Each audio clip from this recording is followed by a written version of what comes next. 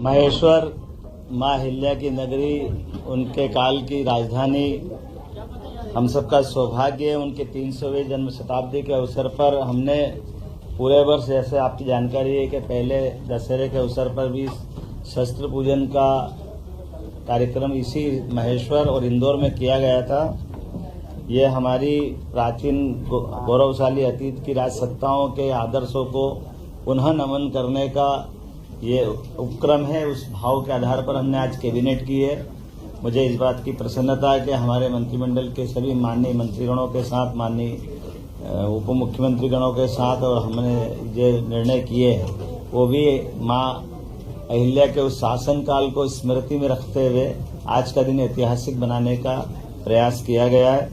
मुझे इस बात की प्रसन्नता है कि आज जब हम यहाँ अहिल्या माता की नगरी में आए तो सबसे पहले हम माँ अहिल्या के उस किले में उनकी राजगद्दी को नमन करते हुए माँ नर्मदा के पूजन आशीर्वाद के बाद मीटिंग में गए, और खास करके दोनों पक्ष के, हमारे होलकर वंश के यहाँ के रिचर्ड साहब जो वर्तमान में राजगद्दी के उत्तराधिकारी हैं, और माँ अहिल्या के मायका पक्ष से हमारे राम शिंदे जी जो चेयरमैन महाराष्ट्र लेजिस्लेटिव काउंसिल के भी माननीय अध्यक्ष हैं, वो हमारे बीच मौजूद हैं और मौजूद थे, जिनके आधार पर हमने अहिल्या माता के दोनों वंशों से जुड़कर के इस भावना को प्रकटीकरण किया है।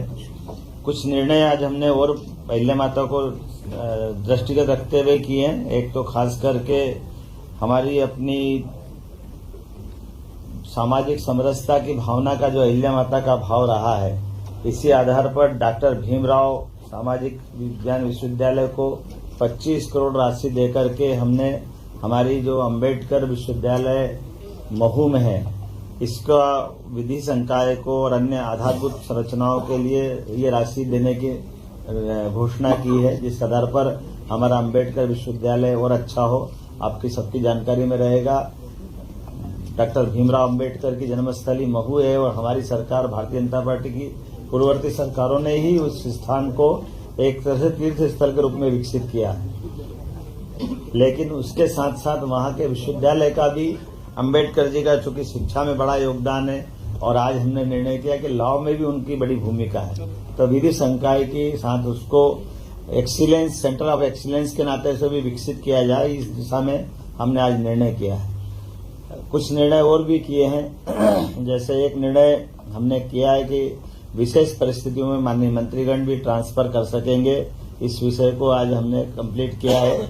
हमारे खास करके विधिवत तो ट्रांसफर पॉलिसी बाद में आएगी, लेकिन इसमें विस्तारित रूप से करने के पहले हमारे माननीय मंत्रीगण अपने विभागों के अंदर सुव्यवस्था स्थापित करने के लिए इस पे काम कर सके।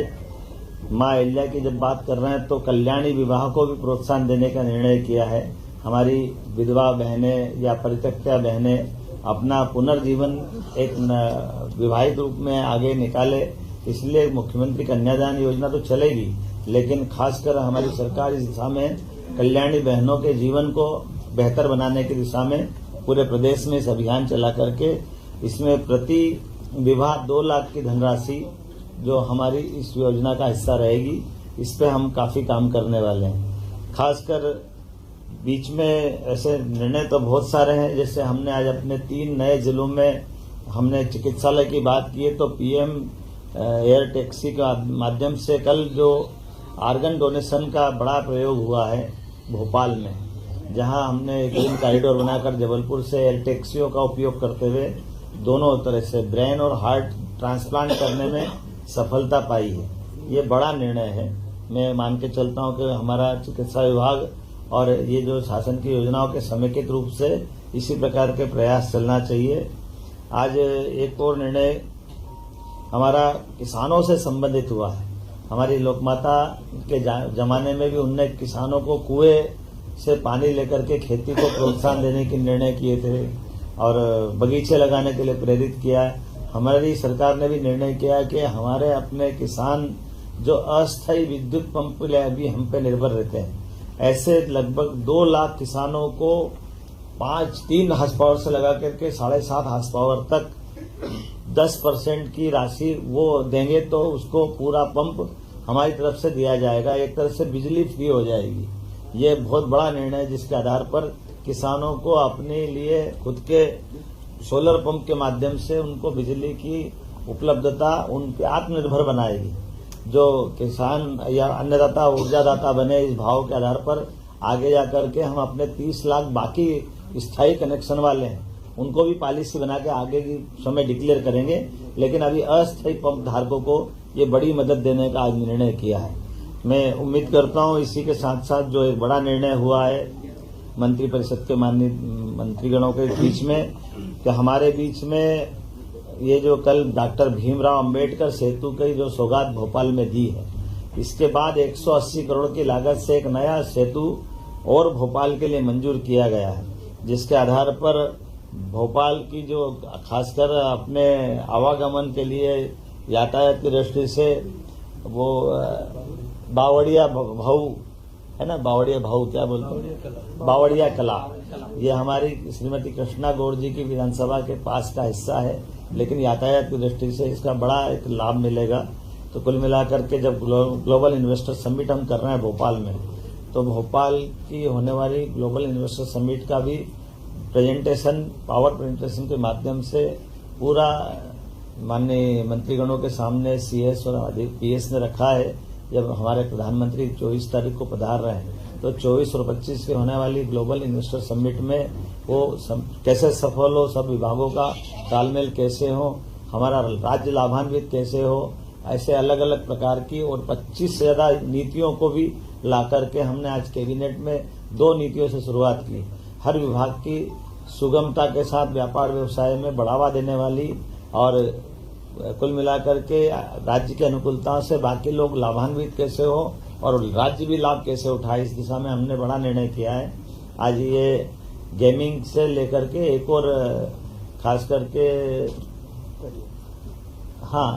और आखिरी एक बड़ी जिसकी आपको सबको इंतजार है, हमने तय किया कि धीरे धीरे करके राज्य से आगे जाकर के शराबबंदी की तरफ राज्य बढ़े। उस सिलसिले में हमने नीतिगत निर्णय लिया कि पहले चरण में जो 17 हमारे अलग अलग प्रकार के नगर हैं, उन नगर से नगर पालिका, नगर परिषद, नगर पंचायत, इनके अंदर शराब की दुकानें बंद कराएंगे और इन दुकानों को दूसरी जगह शिफ्ट भी नहीं करेंगे। ये हमेशा के लिए बंद कराने का इसमें निर्णय किया है। इसमें 17 धार्मिक नगरों में से 1 नगर निगम है, 6 नगर पालिका है, 6 नगर परिषद है, 6 ग्राम पंचायत है। और ये जैसे उज्जैन नगर निगम संपूर्णतः शराब की दुकानों से बंदी रहेगी। दतिया नगर पालिका, यहाँ भी ये पूरी शराब बंदी रहेगी। पन्ना ये भी नगर पालिका है, नगर पालिका क्षेत्र में शराब की दुकानें बंद रहेगी। मंडला नगर पालिका, मुल्ताई नगर पालिका, मंदसौर पशुपतिनाथ की नगरी, ये भी इसी प्रकार से इनके साथ बंद रहेगी। मैहर की माताजी का नगर पालिका क्षेत्र ये शराब की दुकान से प्रतिबंधित रहेगा। ओंकारेश्वर की नगर परिषद, महेश्वर की नगर परिषद, मंडलेश्वर की नगर परिषद, ओरछा और चित्रकूट की नगर परिषद और अमरकंटक, खास करके चित्रकूट और अमरकंटक हम सब ध्यान दें इस मामले में। ये हमारी धार्मिक आस्था के वैसे सभी केंद्र हैं, तो सभी नगर परिषदों में हमने शराब की इसी नीति के आधार पर दुकानें बंद करने का निर्णय किया है। हमारी नगर परिषद के बाद ग्राम पंचायत सलकनपुर, जहाँ सलकनपुर माता का मंदिर है, इस पंचायत से भी शराब की दुकानें बंद कराएंगे। बरमान कला ग्राम पंचायत, लिंगा ग्राम पंचायत, बरमान खुर्द ग्राम पंचायत, कुंडलपुर ग्राम पंचायत और बांदकपुर ग्राम पंचायत, ये ग्राम पंचायतों से भी हम शराब की दुकानें बंद करेंगे। आपकी जानकारी में रहे कि मां नर्मदा के तट के दोनों तरफ के 5 किलोमीटर के दायरे में शराबबंदी की जो पूर्वत पॉलिसी है, उस पॉलिसी को भी हम जारी रखेंगे। इस पॉलिसी में कोई बदलाव नहीं आएगा। कुल मिलाकर के प्रदेश भर से जो मैंने आपके बारे में बताने का प्रयास किया है कि हम ये शराबबंदी का हिस्सा चलेंगे। एक मुख्य कारण यहाँ की बैठक करने का और भी था, कैबिनेट की बैठक का, जो नारी सशक्तिकरण की दिशा में हमारे यशस्वी प्रधानमंत्री की जो भावना है, गरीब, महिला, किसान और युवा, ऐसे में युवा और किसान की पॉलिसियां हमने मिशन मोड में पिछली कैबिनेट में लाए थे। आज ये नारी सशक्तिकरण की दिशा में हमारे कैबिनेट का पहला ही एजेंडा था जब हम अपनी बहनों की जिंदगी में बेहतर से बेहतर सरकार क्या मदद कर सकती है और स्त्री सशक्तिकरण का ये सबसे सक्षम उदाहरण राज्य बने, इस दिशा में हमने आज खासकर महिलाओं की सामाजिक आर्थिक विकास के उद्देश्य के लिए विमेन लीड डेवलपमेंट प्रयास के आधार पर हमने ये पूरा योजना बनाई है, जिसमें शिक्षा, स्वास्थ्य, पोषण, आर्थिक विकास और सुरक्षा, साथ ही साथ महिलाओं और बालिकाओं की विभिन्न सरकारी सेवाओं में पहुंच निश्चित हो, महिलाओं के आर्थिक स्वावलंबन, समाज में आर्थिक भागीदारी बढ़ाने के एकीकृत प्रयास करना, समाज में महिला और बालिका की सकारात्मक व्यवहार हेतु परिवर्तन, पुरुष संवेदनशीलता बढ़ाना, ये ऐसे कई प्रकार के कामों के साथ हमने मिशन मोड पे चलने का प्रयास किया है, जिसमें मिशन के प्रमुख लक्ष्य में जन्म के समय लिंगानुपात 5 अंक प्रति 1000 की वृद्धि में वृद्धि करना,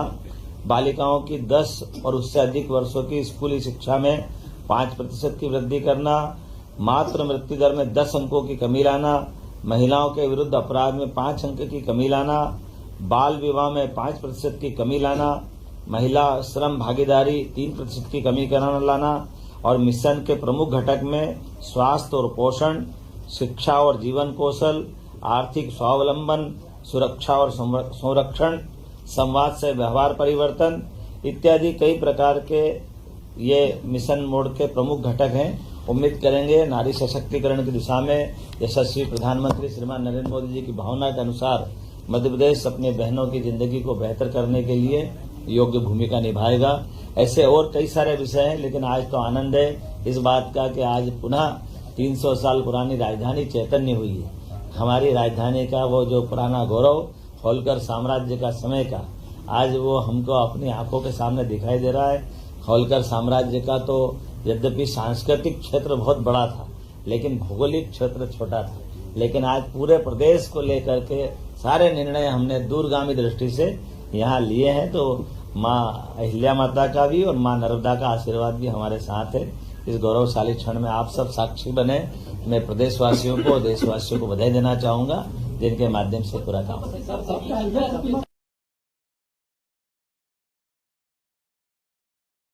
दुकानें बंद कर दी ना, दुकान जब मिलेगी नहीं तो कहाँ से पिएगा।